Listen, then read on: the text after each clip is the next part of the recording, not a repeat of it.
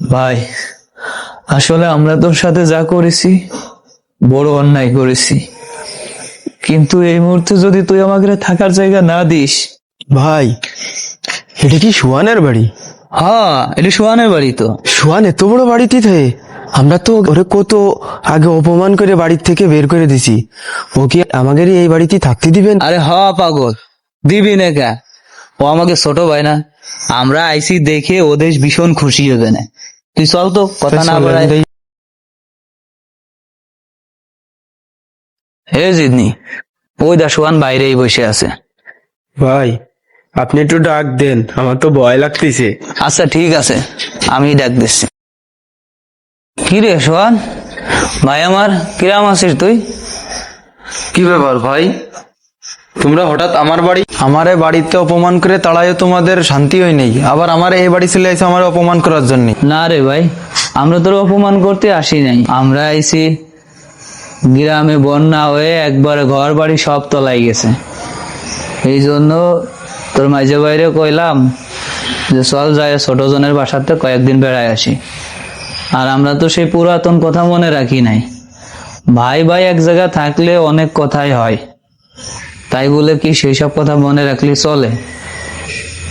শোন, রক্ত কখনো দুই হয়। আমি সব বলে যেতে পারি ভাই, কিন্তু ওই দিনের ওই অপমানের কথা ভাই আমি কখনো বলতে পারবো না।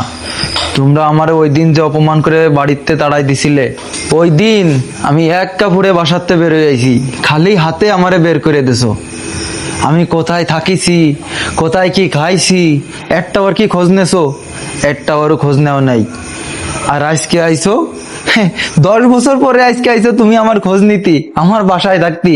আজকে বহুত কষ্ট করে আমি এইখানে ভাই, না ঠিক মতো খাতি পারিছি, না ঘুমাতে পারিছি। আমি মানুষের দ্বারে দ্বারে বেড়াইছি এক বেলা পেট ভরে কটা ভাত খাওয়ার জন্য ভাই। একটা মানুষও কটা ভাত দিই নেই, একটা মানুষও বলি নেই তুই আমার বাসায় থাক, কটা ভাত খা। কত কষ্ট করেছি ভাই জানো?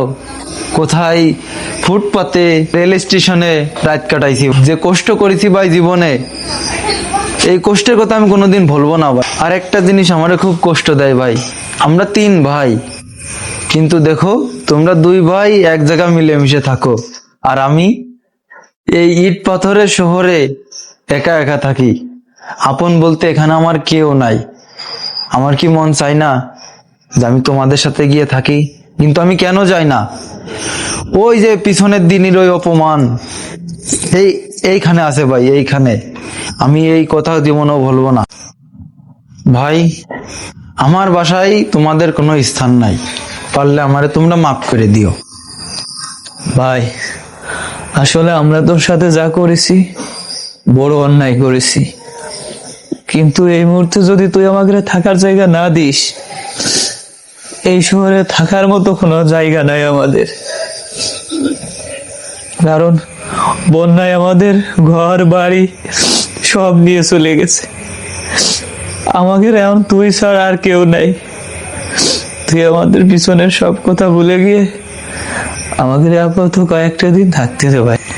ভাই, আমি মানুষ, তোমাদের মতো হওয়া মানুষ না।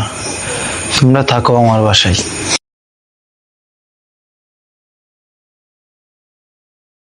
আচ্ছা ভাইয়া, চলো রুমে চলো।